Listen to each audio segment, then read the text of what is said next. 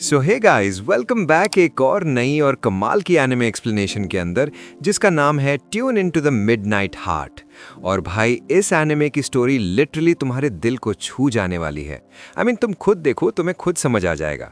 तो चलो बिना किसी देर के सीधा शुरू करते हैं इस एपिसोड की एक्सप्लेनेशन।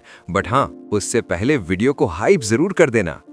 एनिमे की स्टार्टिंग में हम देखते हैं एक लड़के और एक लड़की को जो फ़ोन पे बात कर रहे होते हैं। लड़की बोल रही होती है, यार ये जो टीचर्स हैं ना, ये हम पर इतना ज़्यादा पढ़ने का प्रेशर डालते हैं। मतलब हम अभी अभी हाई स्कूल में आए हैं और ये लोग पहले दिन से ही ऐसा कर रहे हैं। और लड़का उसे जवाब देता है, तुम्हें पता भी है तुम्हारी जो आवाज़ है ना, वो रात को मेरे लिए कितना सुकून देती है। फिर वो पूछता है, वैसे एक बात बताओ, तुम कौन से हाई स्कूल में जाना चाहोगी? और भाई ये लड़का उस लड़की को अपोलो कह के बुला रहा होता है। वो लड़की बताती है कि वो एक ऐसी स्कूल में जाना चाहती है जहां सिर्फ लड़कियां हो और वो ओशन के किनारे हो, जहां से समुद्र का व्यू क्लियरली दिखता हो। अपना बंदा उसकी ये बातें सुन के खुल के हंसा जा रहा होता है।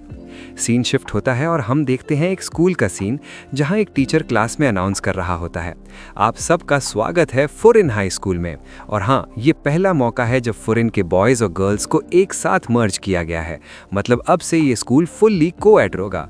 टीचर अपनी स्पीच में कुछ गलत बोल देता है और वो आगे बोल ही रहा होता है कि एक बच्चा खड़ा हो जाता है और कहता है, एक्सक्यूज़ मी, आपने अभी जो कहा उसमें एक एरर था, क्या आप मुझे उसका मतलब एक्सप्लेन कर सकते हैं? और ये बंदा सीधा टीचर के पास पहुंच जाता है और बोलता है, ये मत सोचना कि मैं समझूंगा नहीं, क्योंकि मैं एक बहुत ही परफेक्ट इंसान हूं और मैं हर बात को बहुत ध्यान से सुनता हूं। टीचर पूछता है, तुम कौन हो? और अपना मेन कैरेक्टर रिस्पॉन्ड करता है, perfect timing, allow me to introduce myself. और वो आके खड़ा होता है और बोलता है, मेरा नाम है यमाबुकी आरिसू और हाँ, मैं यहाँ पे जापान का फ्यूचर ठीक करने आया हूँ। मुझे पीचेस बहुत पसंद है और अपने बारे में और भी कई चीज़ें बता देता है। फिर कहता है, मैं 99% परफेक्ट हूँ, सिर्फ 1% बाकी है और वो 1% तब कंप्लीट होगा जब इस क्लास की कोई लड़की मुझे आई लव यू बोलेगी। ये सुन के जो लड़कियाँ थी सब एक सेकेंड के लिए शॉक्ड रह जाती हैं।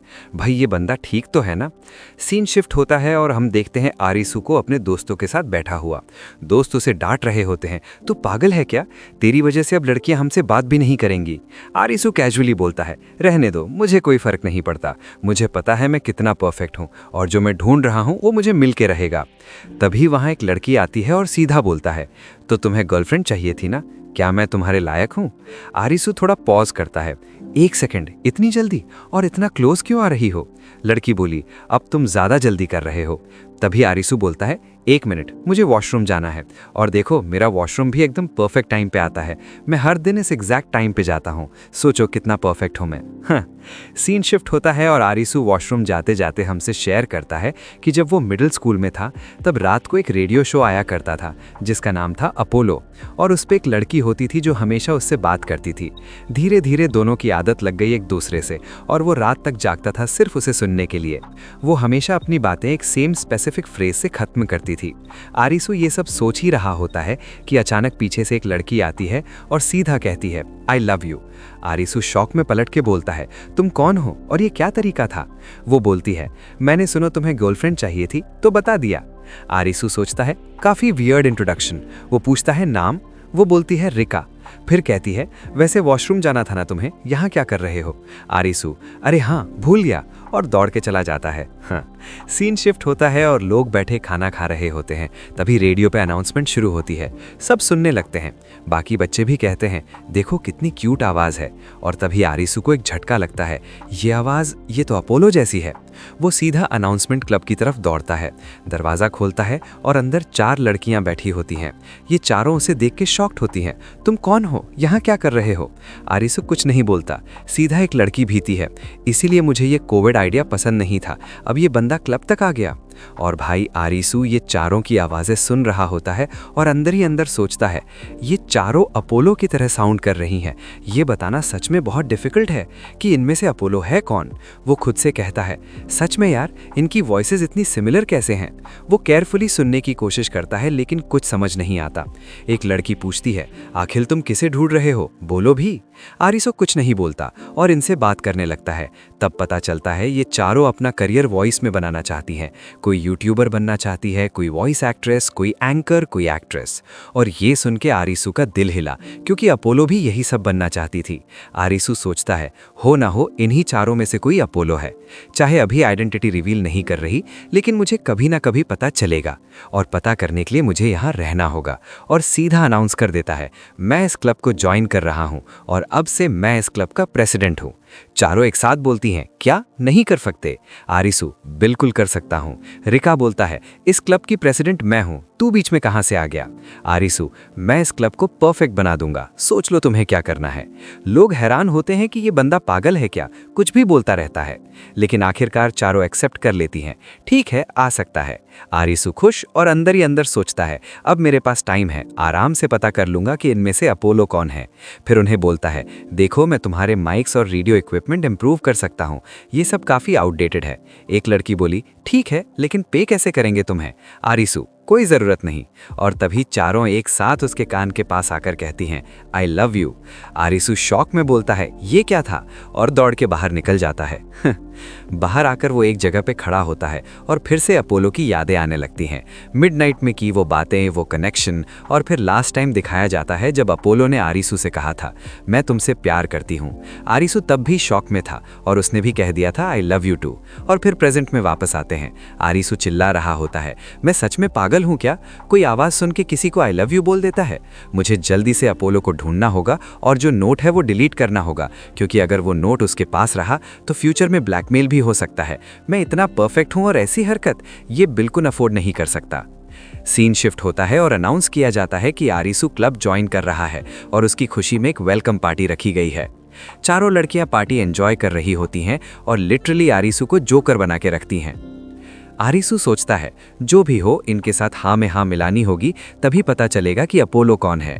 सीन शिफ्ट होता है, आरिसू एक नोटबुक लेकर आता है और अनाउंस करता है, अब से मैं तुम सबको ऑब्जर्व करूंगा, तुम्हारी सारी एक्टिविटीज पे नजर रखूंगा। सबसे पहले जाता है काली बालों वाली लड़की उजुकी के पास। वो कुछ लाइंस प्रैक्टिस कर रही होती है ब्रॉडकास्ट के लिए। बोलती है, अब चुप रहो, मैं ब्रॉडकास्ट करने वाली हूँ। आरिसू बोलता है, ये उजुकी है, बहुत aspiring anchor, student council vice president और पूरे स्कूल में इसे प्रिंसेस की तरह ट्रीट किया जाता है। उजुकी ब्रॉडकास्ट शुरू करती है, लेकिन आधे में ही हिचकिचाने लगती है, डरने लगती है। आरिसू फ्रस्ट्रेटेड, ये क्या कर रही हो? उजुकी, चुप रहो, हम अभी ब्रॉडकास्ट पे हैं, सब सुन रहे हैं। लेकिन आरिसू उसे डांट के चुप करा देता है। अगले सीन में आरिसू के दोस्त उसे डांट रहे होते हैं, तूने उजुकी को ऐसा क्यों बोला? उसका वही हिचकिचाना तो उसे क्यूट बनाता है। आरिसू उनकी बात पे ध्यान नहीं देता और आगे निकल जाता है। दूसरी लड़की हिमेकावा, जो वॉइस एक्ट्रेस बनना चाहती है, उसने बाकी लड़कियां इकट्ठी कर रखी है और उन्हें मांगा डब करवा रही होती है। तभी उसकी नजर अरिसू पे पड़ती है। वो बंदा मुझे घूर रहा है। अरिसू, हद है यार, मैं जा रहा हूं। तीसरी लड़की इको, जो यूट्यूबर बनना चाहती है, वो अपने चैनल पे लाइव जाती है और सिर्फ 10 सेकंड्स में बंद कर देती है। अरिसू, ये क्या था? इको, मेरी ऑडियंस को ये पसंद है, मुझे कोई शौक नहीं बार बार ऑन ऑफ करने का। अरिसू, सही है भाई, मैं जा रहा हूं। सीन शिफ्ट होता है। उजुकी फिर से ब्रॉडकास्ट कर रही होती है।